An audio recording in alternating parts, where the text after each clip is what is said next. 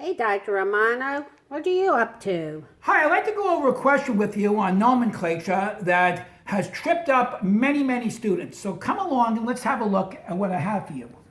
Okay, Dr. Now, Romano. I have a molecule here with several different groups on it. We have a bromine, we have a chlorine, we have 3 methyl groups, and I see an ethyl group. And what we want to do is to name this. Now, the RUPAC rule is we want to have the overall lowest numbers. We want to give lowest numbers. Now, the first thing we're going to do is forget about alphabetizing. Think lowest numbers. This carbon right here has got to be number 1. Read my lips. It has to be number 1 simply because that would give a 1-1. It can't be anywhere else. If it was here, you would only have, and this was 1, you would only have one number. One number. This must be number 1. So it's a 1-1 right there. Now, if you made this number 2, what would the numbers be if it was number 2? So you would have a 1, this would be a 2, the chlorine would be 4, ethyl 5, and this would be 6. But what if you went the other way? You would have, again, starting here, you would have a 1, this would be a 2, then a 3, then a 4, and then a 6 for the bromine. Now the question is, what do I do?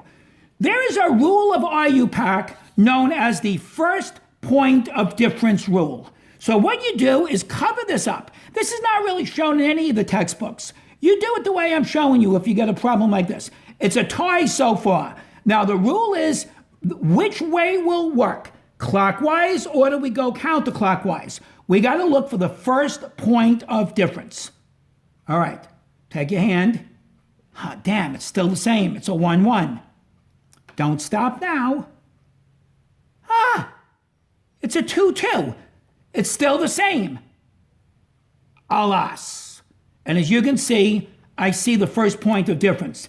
This is a 3, where this is a 4. So that means that this is going to be the correct root. So that's going to be 1. So we're going to go 2, 3, 4, 5, and 6.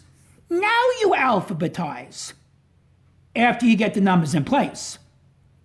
6 bromo, 4 chloro, 3 ethyl, 1,1,2 trimethyl cyclohexane.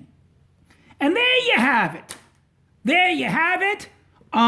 That is a very hard question. And as you can see, everybody in the group got slaughtered on this question. That is a hard question, but if you do it like this, you will sail through. I hope this helps, and I hope you're enjoying the study group. Dr. Romano, what are those things? So that's who you're teaching today? These are my students for today, and these guys are all going to be able to get 25 in the DAT with no problem. Wow.